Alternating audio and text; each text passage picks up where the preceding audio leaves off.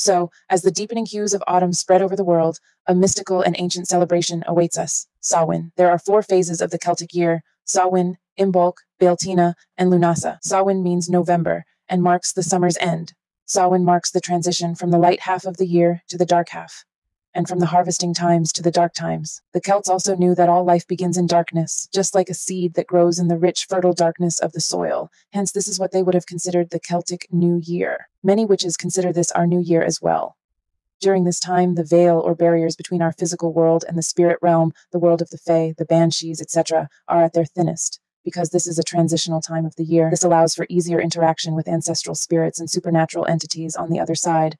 This also makes this a great time to venerate your ancestors. The veil between worlds becomes a gateway for messages, guidance, and remembrance of the dead. This is a good time to set up an altar to them and give offerings. This time is also ideal for the veneration of goddesses such as Nyx, Hecate, Ceres, Ceridwen, Morrigan, Persephone, Oya, Lilith, and others, depending on your personal connection and traditions. Some gods you may wish to venerate include Odin, Hades, Pluto, and any other chthonic deities, again, depending on personal connection and traditions. This is also a good time for endings, releasing, banishing, and new beginnings, letting what is no longer needed in you die off so you can grow. In these ways, we can align ourselves more properly with the natural cycles of life and death. By using this time to reflect on the past, we can also release what no longer serves us and set intentions for the future. It is a time of transformation, and if this sounds familiar, these are themes related to the astrological time of the year, Scorpio. This time of year strengthens your abilities to receive messages through divination as well. The heightened spiritual energy during Samhain makes it easier to connect with your guides and their messages for you through practices such as scrying, tarot reading, invocation. I'll leave you all with a few words from other pagan practitioners, witches, and occultists. Keep this in mind if you intend to celebrate this new year on October 31st. How to celebrate Samhain. Samhain, or Samhain if you're Winchester, is celebrated from sundown October 31st to November 1st. Many Halloween customs originate from Samhain. Samhain celebrates the last harvest, following Lunasa and Mabon. Called the Witch's New Year, Samhain is one of 8 pagan Sabbats. The veil is said to be thin on Samhain as nights grow longer, making it a powerful night for divination. Light a candle in your westernmost window to guide the dead. Deep clean your altar and set out offerings or even a plate of food for those who have passed. Celebrate by cooking with fall crops like apples and pumpkins. Clear out your garden and plant bulbs for spring. Take time to check both mundane and energetic protections. Place railroad spikes at corners to ward off evil spirits. Deep clean any livestock or pet areas. Take a walk in nature, bonus points if you bring your familiar. Act mischievous by playing a harmless prank on a loved one. And don't forget to take time and actually celebrate. You don't have to squeeze all of these practices into one day and one night. You can do these throughout the whole month of November. Have a bonfire or light a candle if that's not an option. Comment to stay on Witch Talk. Happy New Year's Eve! For witches, anyway. Samhain, or what we would call Halloween, is actually the witch's new year. The halfway point between the autumn equinox and the winter solstice. And how are some ways that you can celebrate this as a witch? The first thing I would say, and you don't have to do this, but a lot of people like to have an autumn altar. I tend to have an altar in the center of my house for whatever season it is. So actually today I will be setting up my New Year's altar, my autumn altar, if you will. Autumn into Yule. I kind of do a mix. You can do whatever you want to do.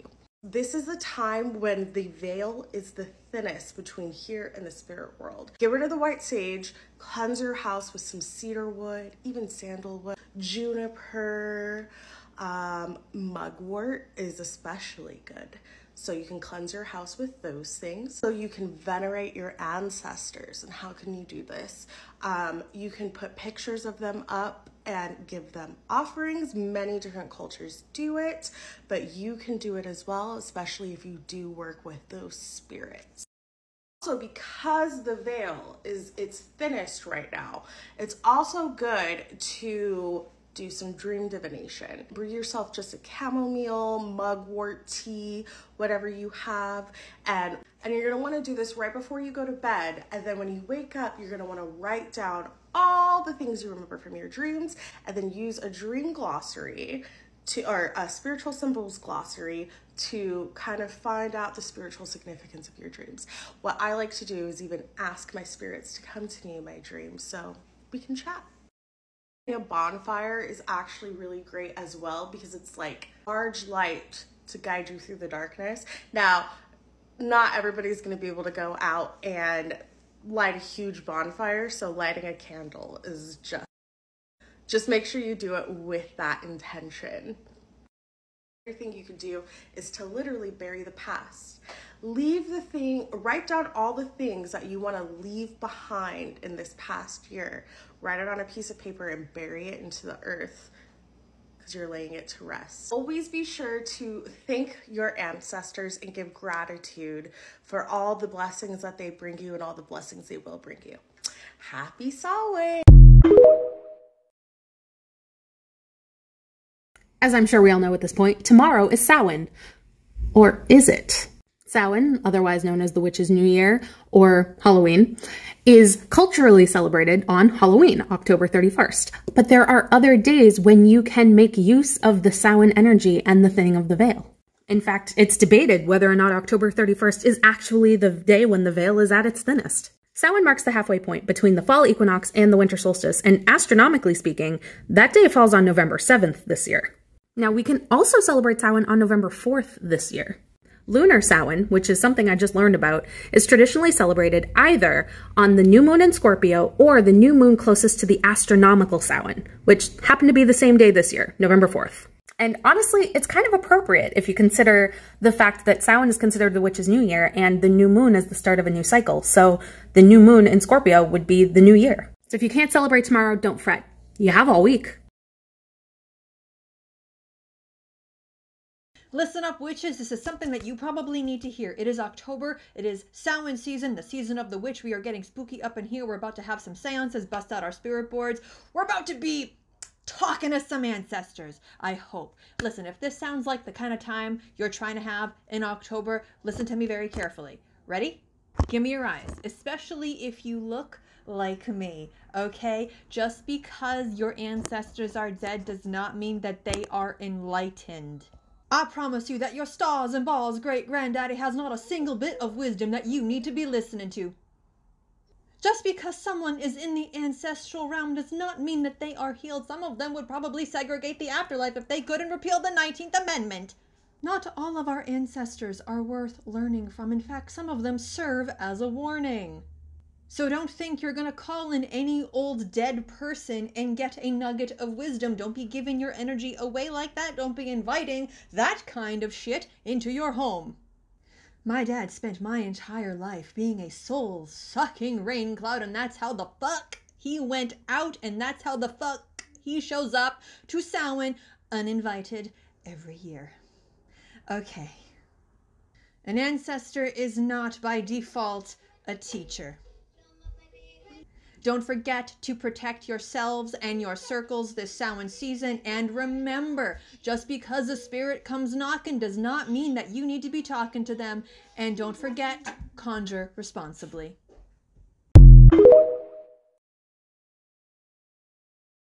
Let's talk about some things you could be doing on Halloween night, witchy edition. So for one, on Halloween night, I'm going to be veiling. The veil is going to be very thin, so I want to be sure that I'm protecting myself. If you don't know what veiling means, you could just wear a head covering. Make sure you have on your protection oils, protect your third eye, protect your crown, etc. Which leads me into my next tip. If you've carved pumpkins this season, or maybe you haven't done it yet, here's your sign to do so. Sit your jack-o'-lanterns outside of your home, light them up, drive away negative energy and banish negative spirits. You can also spell your jack-o'-lantern to bring in the things that you desire. I know in my previous post I talked about bringing in prosperity and abundance with your jack-o'-lantern, but even if you carve a heart into your jack-o'-lantern, you can bring in love, so on and so forth. Another thing to do Halloween night is to divine with your spirit guides, ancestors, deities, whoever, because the veil is going to be very thin. This is a great time for spirit communication. Are you needing something that's going to help protect your home during this Halloween season from evil spirits, evil eye, and you know, just classic protection? Maybe something that's just an old reliable. Well, I got the perfect hoodoo witty tip for you.